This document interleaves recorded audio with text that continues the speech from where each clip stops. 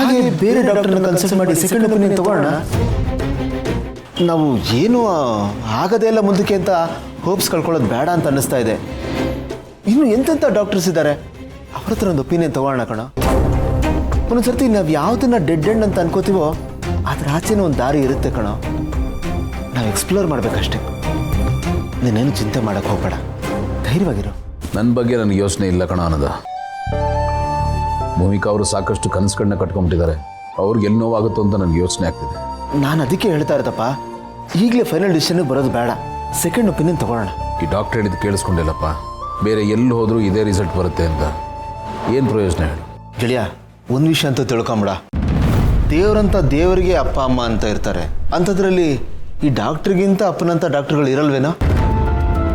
ಅಂದರೆ ಇವ್ರು ಕಮ್ಮಿ ಅಂತ ಹೇಳ್ತಿಲ್ಲಪ್ಪ, ಇವ್ರ ಎಕ್ಸ್ಪೀರಿಯನ್ಸ್ನ ನಾನು ಪ್ರಶ್ನೆ ಮಾಡ್ತಾ ಇಲ್ಲ. ಒಂದೊಂದು ಸರ್ತಿ ಎಕ್ಸ್ಪರ್ಟ್ಸ್ ಕೊಡೋ ಒಪಿನಿಯನ್ ಕೂಡ ಮಿಸ್ ಹೊಡಿಯುತ್ತೆ, ಅವ್ರ ಕ್ಯಾಲ್ಕುಲೇಷನ್ ರಾಂಗ್ ಇರುತ್ತೆ. ಆ ಲೆಕ್ಕದಲ್ಲಿ ಹೇಳಿದೆ ಅಷ್ಟೇ. ಪ್ಲೀಸ್ ಇನ್ನೊಂದು ಒಪಿನಿಯನ್ ತಗೊಳ್ಳೋಣ ಕಣ, ಖಂಡಿತ ಒಳ್ಳೇದಾದ್ರೂ ಆಗ್ಬೋದು. ಬೇಡ ಆನಂದ, ನಾವು ಪದೇ ಪದೇ ಬೇರೆ ಬೇರೆ ಡಾಕ್ಟರ್ ಹತ್ರ ಹೋಗ್ತಾ ಇದ್ರೆ ಅವ್ರಿಗೆ ಅನುಮಾನ ಬರುತ್ತೆ. ಆಮೇಲೆ ಅವ್ರಿಗೆ ಸತ್ಯ ಗೊತ್ತಾದರೆ ಸಮಾಧಾನ ಮಾಡೋದು ಭಾಳ ಕಷ್ಟ ಆಗುತ್ತೆ. ಆ ರಿಸ್ತೊಳಗೆ ನಾನು ರೆಡಿ ಇಲ್ಲ ಕಣ. ಅಲ್ಲ ಕಣಗಳಿಯ ಕಣ.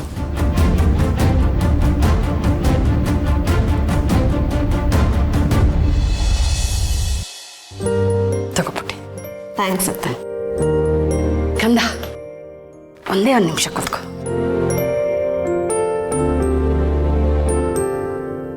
ಪುಟ್ಟಿ, ನಾನು ನೀನು ಡಿಸ್ಕಸ್ ಮಾಡಿದ್ವಲ್ಲ, ಆ ವಿಷಯ ನಿನ್ನ ಜೀವ ಹತ್ರ ಮಾತಾಡಿದ್ಯಾ? ಅದು ಇಲ್ಲ ಅತ್ತೆ, ಜೀವ ಬ್ಯುಸಿ ಇದ್ದಾನೆ, ಮಾತಾಡೋದಕ್ಕಾಗಲಿಲ್ಲ. ಅಲ್ಲಮ್ಮ, ನೀನು ಮಾತಾಡಬೇಕು ಅಂತ ಅವನ ಹತ್ರ ಹೇಳಬೇಕು. ಆವಾಗ ಅವ್ನು ಕೂತ್ಕೊಂಡು ಮಾತಾಡ್ತಾನೆ. ಇಲ್ಲಾಂದ್ರೆ ಅವ್ನು ಫ್ರೀ ಆಗ್ತಾನೆ ಅಂತಂದರೆ ಸಾಧ್ಯನೇ ಇಲ್ಲ. ನಾನು ಹೇಳಲಿಲ್ವಾ ನೀನು ಅವನ ಜೊತೆ ಕೂತ್ಕೊಂಡು ಸ್ವಲ್ಪ ಸೀರಿಯಸ್ ಆಗಿ ಮಾತಾಡು ಅಂತ? ಯಾಕಮ್ಮ ನೆಗ್ಲೆಕ್ಟ್ ಮಾಡ್ತಿದ್ಯಾ? ಅಯ್ಯೋ ಅತ್ತೆ, ನೆಗ್ಲೆಕ್ಟ್ ಎಲ್ಲ ಏನಿಲ್ಲ, ನೀವು ಹೇಳಿದ್ದು ನನ್ನ ಮೈಂಡಲ್ಲಿದೆ. ಟೈಮ್ ನೋಡ್ಕೊಂಡು ಮಾತಾಡೋಣ ಅಂತ ಸುಮ್ಮನಿದ್ದೀನಿ ಅಷ್ಟೆ. ಪುಟ್ಟಿ, ನಾನು ಗಮನಿಸ್ತಾ ಇದ್ದೀನಿ, ನೀನು ಜೀವ ಮೊದಲ ಥರ ಇಲ್ಲ ನೋಡು ಕಂದ. ಗಂಡ ಹೆಂಡತಿ ಅಂದಮೇಲೆ ಸಣ್ಣ ಪುಟ್ಟ ಜಗಳ, ರಗಳೆ, ಕೋಪ ಇದೆಲ್ಲ ಇದ್ದಿದ್ದೆ. ಇದೊಂಥರ ಊಟದಲ್ಲಿ ಉಪ್ಪಿನಕಾಯಿ ಇರುತ್ತಲ್ಲ, ಆ ಥರ ರುಚಿ ರುಚಿಯಾಗಿರುತ್ತೆ. ಈ ಉಪ್ಪಿನಕಾಯಿನೇ ಊಟ ಮಾಡ್ಕೊಂಡ್ಬಿಡ್ಬಾರ್ದು, ಜಗಳನೇ ಜೀವನ ಮಾಡ್ಕೊಂಡ್ಬಿಡ್ಬಾರ್ದು ಕಂದ. ನೀನು ಅನ್ಕೋತಾ ಇರ್ಬೋದು, ಏನಪ್ಪ ಈ ಅಮ್ಮ ಇಷ್ಟು ಕೊಯ್ತಾ ಇದೆ, ಇವ್ರ ಗಂಡ ಹೆಂಡತಿ ಮಧ್ಯ ಏನು ಜಗಳನೇ ಆಗಿಲ್ವಾ ಅಂತ. ಖಂಡಿತ ಆಗಿದೆ. ನಿಜ ಹೇಳಬೇಕು ಅಂದರೆ ನನ್ನ ನಿನ್ನ ಮಾವನ ಮಧ್ಯ ಕುರುಕ್ಷೇತ್ರ ಯುದ್ಧನೇ ಆಗಿಬಿಟ್ಟಿದೆ. ಬಟ್ ಆದರೂ ಕಾಲಕ್ಕೆ ಏನೇನು ಆಗಬೇಕೋ ಅದೆಲ್ಲನೂ ನಡೆದಿದೆ. ನಮ್ಮ ಜಗಳ ಯಾವತ್ತೂ ನಮ್ಮನ್ನು ದೂರ ಇಟ್ಟಿಲ್ಲ, ನಮ್ಮನ್ನು ದೂರನೂ ಮಾಡಿಲ್ಲ. ನಾವು ಎಷ್ಟು ಜಗಳ ಆಡ್ತಿದ್ವೋ ಅಷ್ಟೇ ಬೇಗ ಅದನ್ನು ಮರೆತು ಮತ್ತೆ ಒಂದಾಗ್ತಾ ಇದ್ವಿ. ಆಮೇಲೆ ಒಬ್ರಿಗೊಬ್ರು ಟೈಮ್ ಕೊಟ್ಟು ಕಷ್ಟ ಸುಖ ಮಾತಾಡ್ಕೊತಾ ಇದ್ವಿ. ಒಟ್ಟಾರೆ ನೋಡಿದ್ರೆ ನಮ್ಮಿಬ್ಬರ ಮಧ್ಯೆ ಯಾವಾಗಲೂ ಪ್ರೀತಿನೇ ಜಾಸ್ತಿ ಇರೋದು. ಅದು ಮಾತ್ರ ಯಾವತ್ತೂ ಕಮ್ಮಿ ಆಗಿಲ್ಲ, ಆಗಲೂಬಾರ್ದು. ಗಂಡ ಹೆಂಡತಿ ಅವ್ರು ಎಷ್ಟೇ ಬ್ಯುಸಿ ಇರಲಿ, ದಿನಕ್ಕೆ 10 ನಿಮಿಷನಾದರೂ ಜೊತೇಲಿ ಕೂತ್ಕೊಂಡು ಕಷ್ಟ ಸುಖ ಮಾತಾಡಬೇಕು. ಆಗಲೇ ಗಂಡ ಹೆಂಡತಿ ಮಧ್ಯ ಬಾಂಡಿಂಗು ಅನ್ಯೋನ್ಯವಾಗಿರೋದು. ಇಲ್ಲಾದರೆ ಎಲ್ಲ ರೋಬೋಟ್ಸ್ ಥರ ಆಗ್ಬಿಡ್ತೀರ, ಮಿಷಿನ್ಗಳ ಥರ ಡ್ರೈ ಫೀಲಿಂಗು. ಆ ಪ್ರೀತಿ ವಿಶ್ವಾಸ ಇರೋದೇ ಇಲ್ಲ ಗಂಡ ಹೆಂಡತಿ ಮಧ್ಯೆ. ಏನೋ ಮದುವೆ ಆಗಿದ್ದೀವಲ್ಲ ಅತ್ಲಾಗ ಜೀವನ ನಡ್ಸ್ಕೊಂಡು ಹೋಗೋಣ ಅನ್ನೋ ಥರ ಆಗ್ಬಿಡತ್ತೆ. ಆ ರೀತಿ ಆಗಬಾರ್ದಲ್ವಾ? ಅದಕ್ಕೆ ಹೇಳ್ತಾ ಇರೋದು, ಒಂದು ಮಗು ಆಗಿಬಿಟ್ರೆ ನಿಮ್ಮ ಫ್ಯಾಮಿಲಿ ಅನ್ನೋ ಸರ್ಕಲ್ಲು ಫುಲ್ ಆಗತ್ತೆ. ನಿಮ್ಮಿಬ್ಬರ ಮಧ್ಯೆ ಬಾಂಡಿಂಗು ಚೆನ್ನಾಗಾಗತ್ತೆ. ಅದನ್ನು ಯೋಚನೆ ಮಾಡಬೇಕಲ್ವಾ? ಏನಪ್ಪ ಇವಳು ಪದೇ ಪದೇ ಕೂರಿಸ್ಕೊಂಡಿದ್ದನ್ನೇ ಹೇಳ್ತಾ ಇದ್ದಾಳೆ, ನಿನ್ನ ತಲೆ ತಿಂತಾ ಇದ್ದಾಳೆ ಅಂತಂದರೆ I am extremely sorry. But ಇದು ನನ್ನ ಜವಾಬ್ದಾರಿ ನಿನಗೆ ಅರ್ಥ ಮಾಡ್ಸೋಕ್ಕೆ, ಅದಕ್ಕೆ ಮಾಡಿಸ್ತಾ ಇದ್ದೀನಿ ಕಂದ. ಅಯ್ಯೋ ಅತ್ತೆ, ನೀವು ಸಾರಿ ಎಲ್ಲ ಕೇಳಬೇಡಿ. ನೀವು ಏನೇ ಹೇಳಿದ್ರು ಅದು ನಮ್ಮೊಳ್ಳೇದಕ್ಕೆ ಅಂತ ನನಗೆ ಚೆನ್ನಾಗಿ ಗೊತ್ತು. ನೀವೇನು ವರಿ ಮಾಡಬೇಡಿ, ನಾನು ಜೀವಾತ ಇದ್ರ ಬಗ್ಗೆ ಮಾತಾಡೋಕ್ಕೆ ಟ್ರೈ ಮಾಡ್ತೀನಿ. ಅಷ್ಟು ಮಾಡು ಕಂದ, ಎಲ್ರಿಗೂ ನೆಮ್ಮದಿ ಸಿಕ್ಕತ್ತೆ.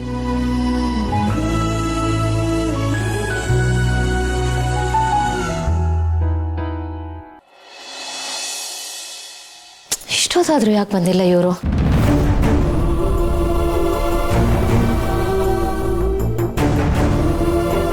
ಹಾಂ ಕಿಶೋರ್, ಇಲ್ಲ ಇಲ್ಲ, ಈಗ ಮೇಲ್ ಮಾಡ್ತೀನಿ. ಹಾಂ ಗೌತಮ್ ಅವರೇ, ನಾನು ನಿಮಗೋಸ್ಕರನೇ ಕಾಯ್ತಿದ್ದೆ.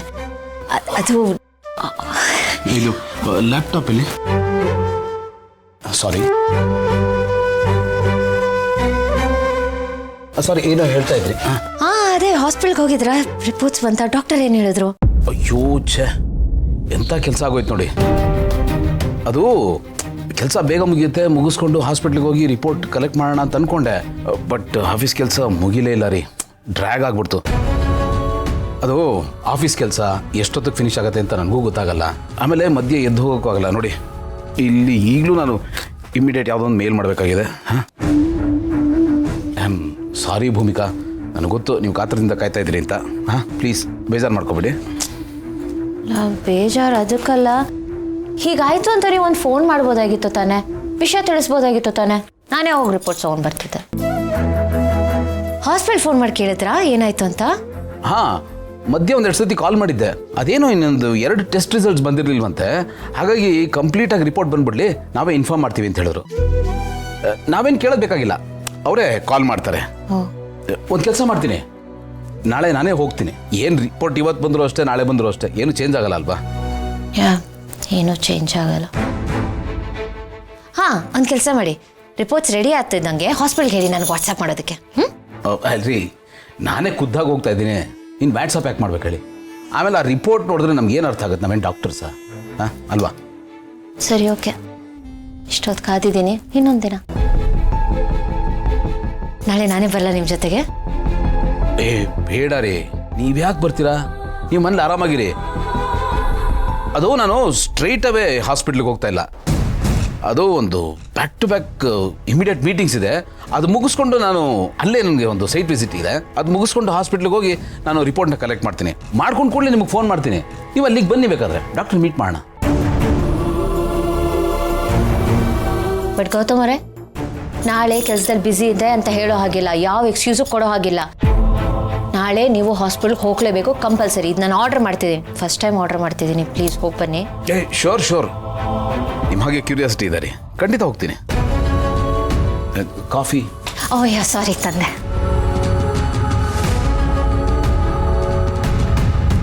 ಸಾರಿ ಭೂಮಿಕಾ, ನಾನು ನಿಮಗೆ ಸತ್ಯ ಹೇಳೋಕ್ಕಾಗ್ತಾ ಇಲ್ಲ.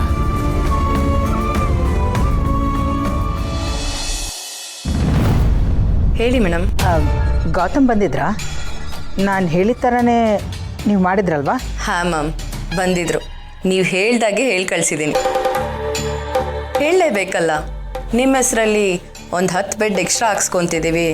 ನೀವೇ ಪ್ರಾಮಿಸ್ ಕೂಡ ಮಾಡಿದ್ರಲ್ಲ. ಖಂಡಿತವಾಗ್ಲೂ ಆಗತ್ತೆ. ನಾನು ಪ್ರಾಮಿಸ್ ಮಾಡಿದ್ದೀನಿ ಅಂತಂದರೆ ಅದ್ರ ವ್ಯವಸ್ಥೆ ಮಾಡ್ತೀನಿ. ಆದರೆ ನಾನು ಹೇಳಿದ ಥರ ನೀವು ಮಾಡಿಲ್ಲ ಅಂತ ಅನ್ನಿಸ್ತಾ ಇದೆ. ಯಾಕೆ ಮೇಡಮ್, ಡೌಟಾ? ಡೌಟ್ ಅಂತಲ್ಲ, ಆದರೆ ಗೌತಮ್ ಮನೆಗೆ ಬಂದಮೇಲೆ ಅವ್ನು ನಾರ್ಮಲ್ ಆಗೇ ಇದ್ದಾನೆ. ಅವನ ಮುಖದಲ್ಲಿ ಯಾವ ಬೇಜಾರು ಇಲ್ಲ, ಫ್ರಸ್ಟ್ರೇಷನ್ಸ್ ಏನೂ ಕಾಣಿಸ್ತಾ ಇಲ್ಲ. ಅದಕ್ಕೆ ಕೇಳ್ತಾ ಇದ್ದೀನಿ, ನಾನು ಹೇಳಿದ್ದನ್ನು ನೀವು ಕರೆಕ್ಟಾಗಿ ಮಾಡಿದ್ದೀರಾ ತಾನೆ? ಹಾಂ ಮ್ಯಾಮ್, ಭೂಮಿಕಾಗೆ ಮಗು ಆಗೋ ಚಾನ್ಸಸ್ ಇಲ್ಲ. ನೀವೇನಾದರೂ ಆ ಪ್ರಯತ್ನ ಕೈ ಹಾಕಿದ್ರೆ ಬುದ್ಧಿಮಾಂದ್ಯ ಮಗು ಆಗುತ್ತೆ, ಅಂಗವಿಕಲ ಆಗುತ್ತೆ ಅಂತ ನೀಟಾಗಿ ಬ್ರೈನ್ ವಾಶ್ ಮಾಡಿ ಕಳಿಸಿದ್ದೀನಿ. ಭಯ ಅನ್ನೋದನ್ನ ಅವ್ರ ಮನಸ್ಸಲ್ಲಿ ಬಿತ್ತಿದ್ದೀನಿ. ನೀವೇನು ಯೋಚನೆ ಮಾಡಬೇಡಿ, ಆ ಭಯನೇ ಅವ್ರನ್ನೆಲ್ಲ ನೋಡ್ಕೊಳ್ಳುತ್ತೆ. ಗುಡ್, ನನಗೀಗ ಸಮಾಧಾನ ಆಯಿತು. Thank you. Okay ma'am. Sister, ಏನತ್ತೆ? Everything is taken care of. ನಾವು ಹೇಳ್ದಾಗೆ ಮಾಡಿದ್ದಾರೆ. ಅಪ್ಪೋ, ದೊಡ್ಡ ತಲ್ಲು ಒಂದು ಪರಿಹಾರ ಆದಂಗೆ ಆಯಿತು ಅಲ್ಲೋ ಸಿಸ್ಟರ್? ಹಾಂ, ಏನು ಯಾವ ಚಿಂತೆನೂ ಇಲ್ಲ. ಇನ್ನು ಮುಂದೆ ನೆಮ್ಮದಿಯಾಗಿರ್ಬೋದು. ಸಿಸ್ಟರ್, ಏನೇ ಹೇಳು, ನಿನ್ನ ಪ್ಲ್ಯಾನ್ ಅಂದರೆ ಪ್ಲ್ಯಾನ್. ಯಾವ ಸ್ವಿಚ್ ಹಾಕಿದರೆ ಯಾವ ಲೈಟ್ಸ್ ಆನ್ ಆಗುತ್ತೆ ಅಂತ ನಿನಗೆ ಚೆನ್ನಾಗಿ ಗೊತ್ತಲ್ವಾ? ಮಾಸ್ಟರ್ ಪ್ಲ್ಯಾನ್ ಮಾಡೋದೊಂದು ಆರ್ಟ್ ಅಂತ ಆದರೆ ನೀನು ಮಾಸ್ಟರ್ ಆಫ್ ಆರ್ಟ್ ಮಾಡಿದೀಯ. ಮನೆ ಹಾಳು ಕೆಲಸದಲ್ಲಿ ಚಡ್ಡ ತೋಡೋದ್ರಲ್ಲಿ ಎತ್ತಿದ ಕೈ ನೀನು. ಅಂದರೆ ನಾನು ಮನೆ ಹಾಳಿನಾ? ಅಯ್ಯೋ ಸಿಸ್ಟರ್, ಹಾಗಲ್ಲ, ಅದು ಫ್ಲೋಲ್ಲಿ ಬಂದ್ಬಿಡ್ತಷ್ಟೇ. ನಾನು ಅರ್ಥದಲ್ಲಿ ಹೇಳಲೇ ಇಲ್ಲ. ಮತ್ತೆ ಯಾವ ಅರ್ಥದಲ್ಲಿ ಹೇಳಿದೆ? ಆದರೆ ಮನೆ ಹಾಳಿ ಅಂದರೆ ಯಾವ ಹಾಳಾದ ಮನೆಯಲ್ಲೂ ನೀನು ಹೋಗಿ ಉದ್ಧಾರ ಮಾಡ್ತೀಯ ಅಂತ. ಇರಲಿ ಬಿಡು, ಏನು ಒಂದು ಹೇಳಿ ತೇಪೆ ಹಚ್ಚಕ್ಕೆ ನೋಡಬೇಡ. ಅಪ್ಪ ಬೀಳೋ ಬಾಮಿಂದ ತಪ್ಪಿಸ್ಕೊಂಡ್ರೆ 1000 ವರ್ಷ ಆಯ್ತು. ಸದ್ಯ ಒಂದು ಪ್ರಾಬ್ಲಮ್ ಸಾಲ್ವ್ ಆಯಿತು. ಅವ್ರಿಗೆ ಮಕ್ಕಳಾಗಲ್ಲ ಅಂತ ಅವ್ರ ಮನಸ್ಸಲ್ಲಿ ತುಂಬಿದ್ದಾಯ್ತು. ನೆಕ್ಸ್ಟ್ ಏನು ಮಾಡ್ತೀನಿ ಅಂತಂದರೆ ಆ ಸುಳ್ಳನ್ನು ನಿಜ ಮಾಡ್ತೀನಿ. ಎಂಥ ಗೇಮ್ ಆಡ್ತೀನಿ ಅಂತ ನೋಡ್ತಾ ಇರು. ಅಂದ್ರೆ ಇದು ಬರೀ ಟ್ರೈಲರ್ ಮಾತ್ರ, ಪಿಕ್ಚರ್ ಅಭಿ ಬಾಕಿ ಹೇ. ಹೌದಣ್ಣ, ಇದು ಬರೀ ಫೌಂಡೇಶನ್ ಅಷ್ಟೇ. ಇದ್ರ ಮೇಲೆ ಸ್ಟೆಪ್ ಬೈ ಸ್ಟೆಪ್ ಬಿಲ್ಡಿಂಗ್ ಕಟ್ತಾ ಹೋಗ್ತೀನಿ. ಬಿಲ್ಡಿಂಗ್ ಅಲ್ಲ, ಸುಳ್ಳಿನ ಸೌದನೆ ಕಟ್ತೀಯ ಅನ್ನು. Super sister, super.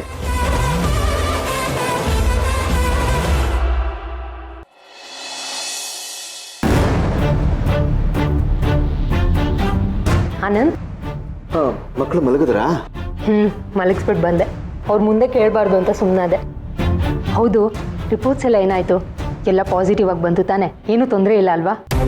ಹಾಂ ಚಿನ್ನ, ಎಲ್ಲ ಪಾಸಿಟಿವ್ ಆಗಿದೆ, ಏನೂ ಸಮಸ್ಯೆ ಇಲ್ಲ. ಅವ್ರಿಗೆ ಮಗು ಆಗುತ್ತಂತೆ. ಅಯ್ಯೋ, ಮಗು ಆಗೋ ವಿಷಯನ ಯಾಕೆ ಇಷ್ಟೊಂದು ಡಲ್ಲಾಗಿ ಹೇಳ್ತಿದ್ಯಾ? ಸ್ವಲ್ಪ ಖುಷಿಯಾಗಿ ಹೇಳು. ಖುಷಿಯಾಗಿ ಹೇಳ್ತಾ ಇದ್ದೀನಲ್ಲ. ಆನಂದ್, ನಿಜ ಹೇಳು, ನೀನು ನನ್ನ ಸಮಾಧಾನಕ್ಕೆ ಸುಳ್ಳು ಹೇಳ್ತಿಲ್ಲ ತಾನೆ?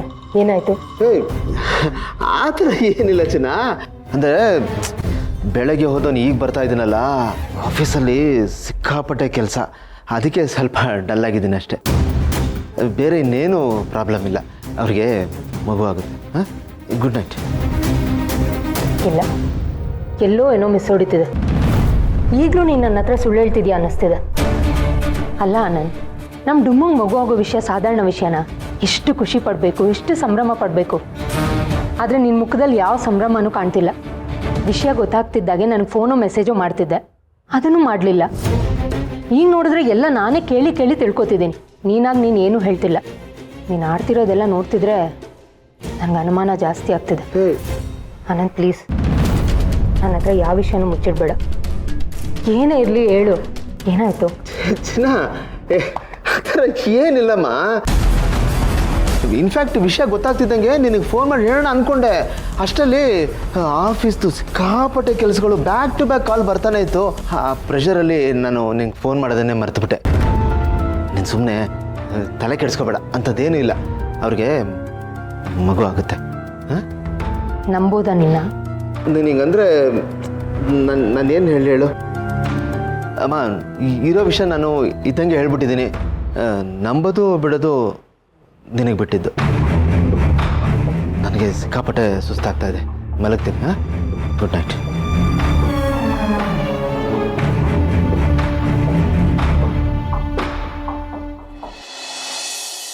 ಕಂದ, ಜೀವಂಗೆ ಫೋನ್ ಮಾಡಿದ್ಯಾ? ಇಷ್ಟೊತ್ತಿಗೆ ಬರಬೇಕಾಗಿತ್ತಲ್ವ ಅವನು?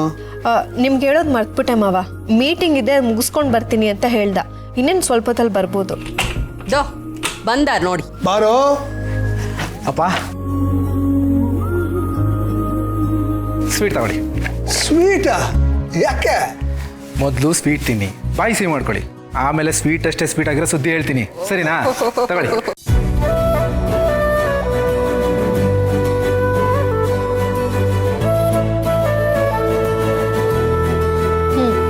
ಏನು ವಿಷಯ ಅಂತ ಈಗ ಹೇಳು. ಅದೇ ಮಹಿ, ಹೇಳಿದ್ನಲ್ಲ, ನನ್ನ ಬಿಸ್ನೆಸ್ ಎಕ್ಸ್ಪಾನ್ಷನ್ಗೆ ಪ್ಲಾನ್ ಪ್ರೆಸೆಂಟ್ ಮಾಡಿದ್ದೆ ಅಂತ.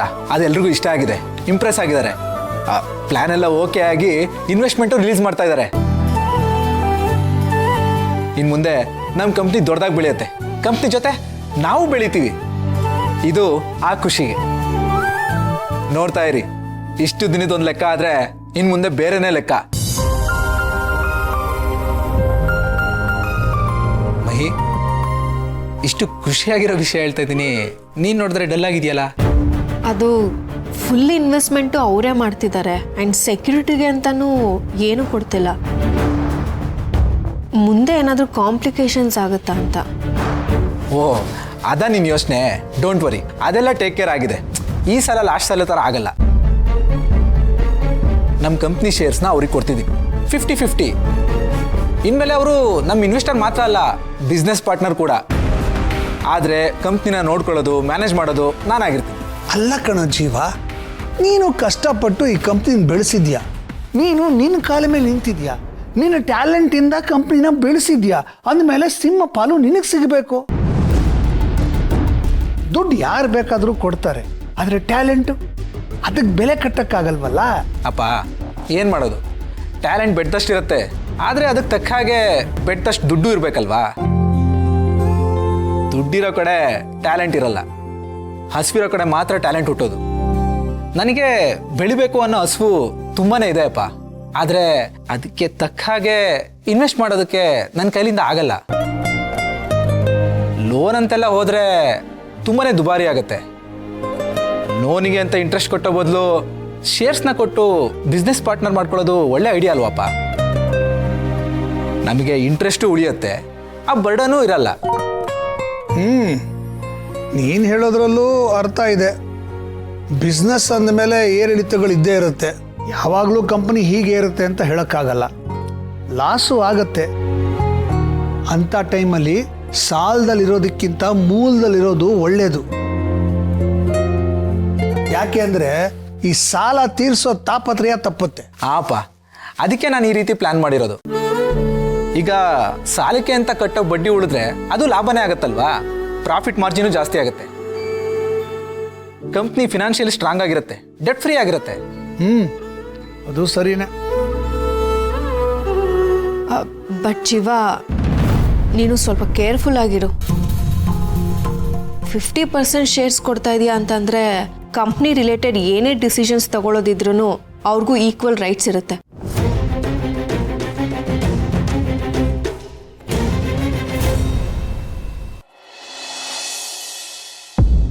ನಾನು ನಂದೇ ಆದ ಲೋಕದಲ್ಲಿ ತುಂಬ ಕನಸುಗಳನ್ನ ಕಟ್ಕೊಂಡಿದ್ದೆ. ಅವ್ರಿಗೆ ಬೈ ಬರ್ತ್ ಗರ್ಭಕೋಶ ಸಮಸ್ಯೆ ಇದೆ. ಗೌತಮ್ ಅವರೇ, ನಿಮಗೂ ನಿದ್ದೆ ಬರ್ತಿಲ್ಲ ಅಲ್ವಾ? ನನಗೆ ಗೊತ್ತು, ನಂತರ ನಾಳೆ ಏನಾಗುತ್ತೆ ಅಂತ ನಿಮಗೂ ಕುತೂಹಲ ಇದೆ. ಬಟ್ ನೀವು ವರಿ ಮಾಡ್ಕೋಬೇಡಿ, ಡಾಕ್ಟರ್ ರಿಪೋರ್ಟ್ ನೋಡಿ ಹೇಳ್ತಾರೆ ಎವ್ರಿಥಿಂಗ್ ಇಸ್ ಫೈನ್, ಎಲ್ಲ ಪಾಸಿಟಿವ್ ಆಗಿದೆ, ಯು ಡೋಂಟ್ ವರಿ ಅಂತ ಹೇಳ್ತಾರಲ್ವಾ? ಸಾರಿ, ನಾನು ಡಿಸ್ಟರ್ಬ್ ಮಾಡ್ತಿದ್ದೀನಾ? ಹೇಳಿ, ಕೇಳಿಸ್ಕೊತಾ ಇದ್ದೀನಿ. ನನಗೆ ಗೊತ್ತು ನಿಮಗೆ ಮಕ್ಕಳಂದ್ರೆ ಇಷ್ಟ ಅಂತ. ನೀವು ಲಚ್ಚಿ ಜೊತೆ, ಆನಂದ್ ಅವ್ರ ಮಕ್ಕಳ ಜೊತೆ ಆಟ ಆಡೋದನ್ನು, ಅವ್ರ ಜೊತೆ ಬೆರೆಯೋದನ್ನು ನೋಡಿದ್ರೆ ಎಷ್ಟು ಖುಷಿ ಆಗ್ತಿತ್ತು. ಅದನ್ನೆಲ್ಲ ನೋಡಿದಾಗ ನನಗನ್ನಿಸ್ತಿತ್ತು, ನಮಗೂ ಒಂದು ಮಗು ಆದರೆ ಎಷ್ಟು ಚೆನ್ನಾಗಿರುತ್ತಲ್ವ.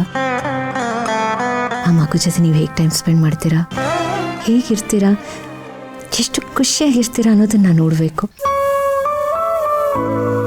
ಅದು ಕುಮ್ಮಕ್ಕಾಗಿ ಅಪ್ಪ, ಅಜ್ಜಿ, ಪಾರ್ಥ ಅವರು, ಸುಧಾ ಎಲ್ಲರೂ ಮಗು ಬಗ್ಗೆನೇ ಮಾತಾಡ್ತಿದ್ರಾ.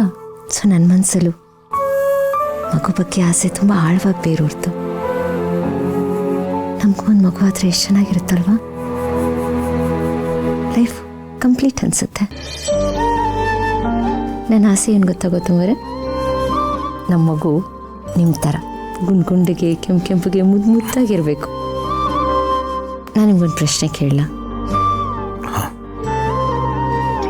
ನಿಮ್ಮ ಗಂಡ್ಮಗು ಇಷ್ಟನಾ ಹೆಣ್ಮಗು ಇಷ್ಟನಾ? ನೋಡಿ ಭೂಮಿಕಾ, ನಮಗೆ ಮಗು ಆಗಲಿ ಬಿಡಲಿ ನನಗದು ಸೆಕೆಂಡರಿ. ಬಟ್ ನನಗೆ ನೀವು ಯಾವಾಗಲೂ ಒಂದು ಮಗು ಥರನೇ ಇರ್ತೀರ. ನಿಮ್ಮ ಜೊತೆ ಇರೋದೇ ನಂಗೆ ತುಂಬ ಖುಷಿ ಕೊಡೋದು.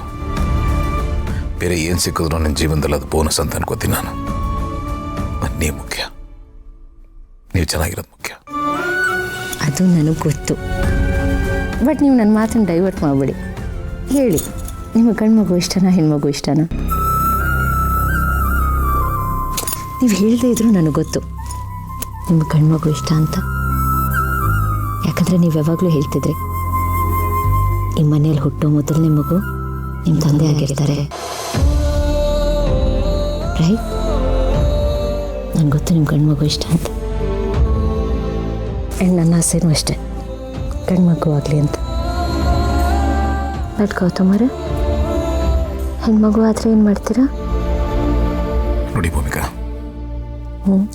ಗಂಡು ಮಗು ಆಗಲಿ ಅಥವಾ ಹೆಣ್ಣು ಮಗು ಆಗಲಿ, ಒಟ್ಟಲ್ಲಿ ಅದು ನಿಮ್ಮ ಥರ ಇರಬೇಕು, ನಿಮ್ಮ ಥರ ಬೆಳಿಬೇಕು. ನಿಮ್ಮ ಬುದ್ಧಿ, ನಿಮ್ಮ ತಾಳ್ಮೆ, ನಿಮ್ಮ ಸಂಸ್ಕಾರ ಅದಕ್ಕಿದ್ರೆ ಸಾಕು. ನನಗಷ್ಟೇ ಆಸೆ. So sweet of you. ನನ್ನ ಬಗ್ಗೆ ಇಷ್ಟು ಒಳ್ಳೆ ಒಪಿನಿಯನ್ ಇಟ್ಕೊಂಡಿದ್ದೀರಲ್ಲ, thank you so much for that. I love you. Love you too. ಸರಿ, ಮಲ್ಕೊಳ್ಳಿ, ಟೈಮ್ ಆಗಿದೆ. ಹಾಂ, ಮಲಗಿದ್ರೆ ನಿದ್ದೆ ಬರಬೇಕಲ್ವಾ? ಬರೀ ಕನಸು ಮಾತ್ರ ಬರುತ್ತೆ. ನೀವು ಕಣ್ಮುಚ್ಕೊಂಡು ಮಲ್ಕೊಳ್ಳಿ, ನಿದ್ದೆ ತಂತಾನೆ ಬರುತ್ತೆ. ಹಾಗಂತೀರಾ? ಓಕೆ, ಟ್ರೈ ಮಾಡ್ತೆ. Good night. Good night.